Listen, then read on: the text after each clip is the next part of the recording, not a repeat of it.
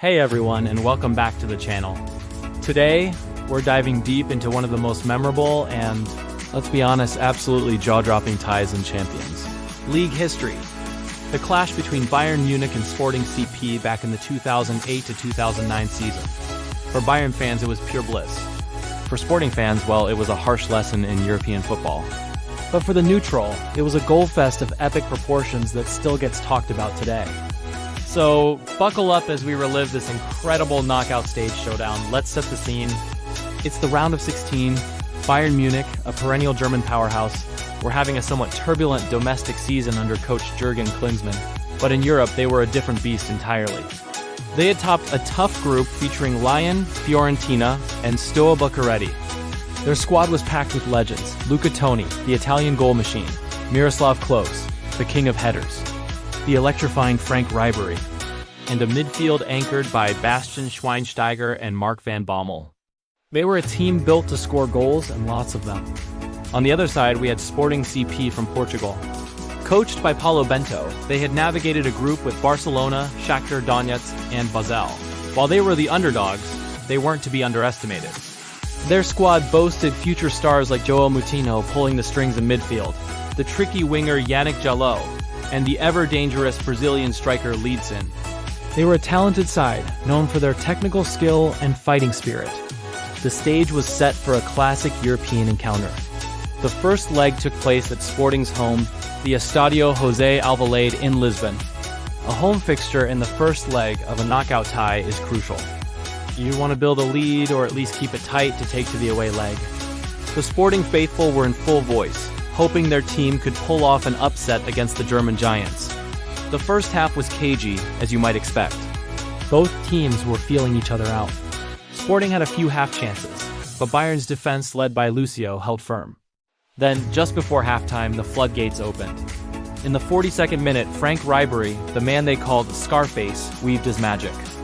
He danced past a couple of defenders and unleashed a powerful shot.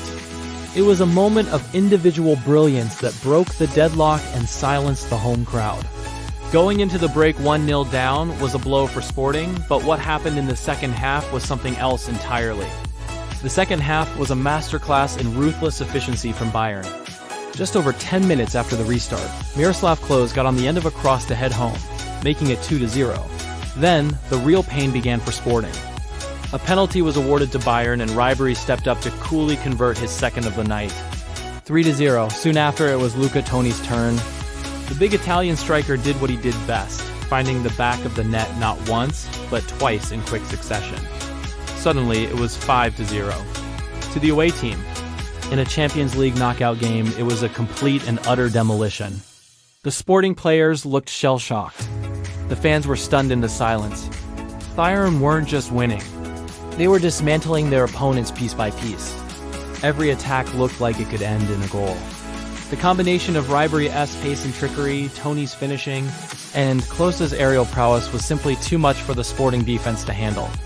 The final whistle blew and the scoreboard read Sporting CP 0, Bayern Munich 5. It was a record-breaking away win for Bayern in the Champions League and a truly humiliating night for the Portuguese side. So, with a 5-goal aggregate lead, the second leg at the Allianz Arena in Munich was, for all intents and purposes, a formality. A training exercise, almost. But if you thought Bayern would take their foot off the gas, you'd be mistaken. Klinsmann's side had a point to prove, and they were in a relentless mood. For Sporting, it was about restoring some pride, playing for the badge, and trying to give their traveling fans anything to cheer about. The game kicked off, and right from the start, Bayern were on the front foot. It only took 7 minutes for the scoring to begin. A young Lukas Podolski with his thunderous left foot smashed one in to make it 1-0 on the night and 6-0 on aggregate. The mountain for Sporting had just turned into Mount Everest. To their credit, Sporting tried to fight back. They knew the tie was lost, but they didn't just roll over. They pushed forward, and João Moutinho, their talented midfielder, managed to pull one back, scoring a beautiful goal to make it 1-1 on the night. It was a small consolation, a moment of quality that showed what their team was capable of. But that brief moment of hope was quickly extinguished.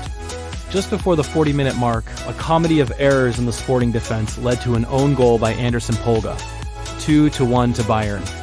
And then, just a couple of minutes later, Bastian Schweinsteiger got his name on the score sheet, making it 3-1 at halftime. The aggregate score was now a staggering 8-1. It was becoming one of the most one-sided knockout ties in the history of the competition. The second half began and the goals just kept on coming. Mark van Bommel added a fourth for Bayern. Then, a penalty was awarded, and this time it was Miroslav Klose who stepped up to make it 5. Another penalty followed shortly after, and this time a young Thomas Müller, making one of his first Champions League appearances, stepped up and scored his first ever goal in the competition. What a way to announce yourself on the European stage. 6-1 on the night. Sporting did manage to grab another consolation goal through Durley, but it was far too little, far too late. The final nail in the coffin came from, you guessed it, Luca Toni, who made it 7-1 on the night.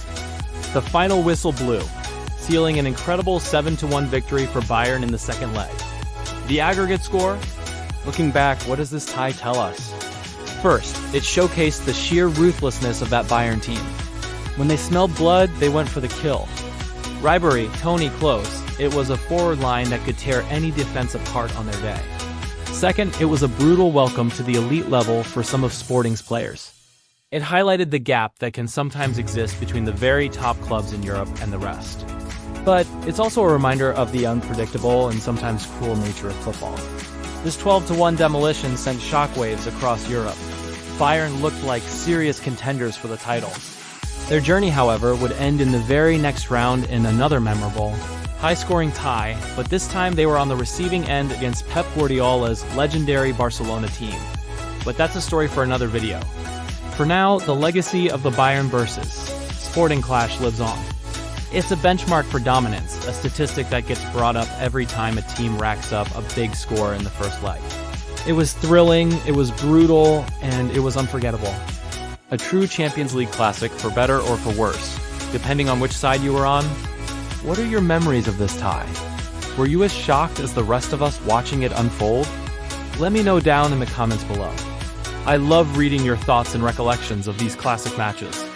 And if you enjoyed this trip down memory lane, make sure to hit that like button and subscribe to the channel for more deep dives into the greatest moments in football history. Thanks for watching, and I'll see you in the next one.